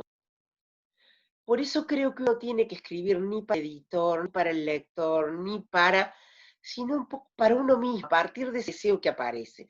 Después, cuando está hecho, bueno, sí, si uno tiene hecho esto, lo puede ofrecer a alguien, y ese alguien, supongamos que fuera un editor, le puede llegar a interesar, y entonces lo puede publicar, y entonces ese libro tendrá un costo, y un 10% de ese costo le llegará a quien lo escribe. Pero que eso esté presente en el proceso de escritura, lo veo más complicado en el sentido de volverlo un hacer para un amo. A mí me gusta que la escritura provenga, el trabajo de escritura, tan trabajoso a veces, provenga del deseo y del desvío. Y ahí, aquí, tal vez para cerrar, hay una frase que leí una vez del fotógrafo Cartier-Bresson que dice que si uno hace con... Él dice, habla de la mano izquierda y la mano derecha. Dice, si uno escribe valorando lo de la mano derecha y no lo de la izquierda, bueno, podríamos cambiar las manos, pero él dice, si uno escribe, si uno crea, dice él, con la mano, mucho tiempo, la mano izquierda, es decir, al servicio de la demanda de un amo, sería, después ya no puede con la mano derecha. Después ya no puede por puro deseo, por puro envión de vida, pulsión de vida. Él dice, porque para crear hay que creer. Para crear hay que creer en eso que se está haciendo, el momento en que se está haciendo. Hay que creer que uno verdaderamente es ese que está contando eso que está viendo con su parcialidad de narrador. Bueno. María Teresa, muchísimas gracias por tu exposición de hoy. Quedamos desde ya esperando que llegue mañana. Ojalá llegue pronto para volver a escucharte. Mil y mil gracias. Bueno, cómo no, cómo no, Agradecemos a todas las cómo. personas que se Bueno, unieron por acá. muchas gracias a todos y hasta mañana. Mañana, María Teresa. Muchas gracias a las personas que se unieron por acá, por esta plataforma, también a las personas que nos están viendo en Facebook. Y vamos a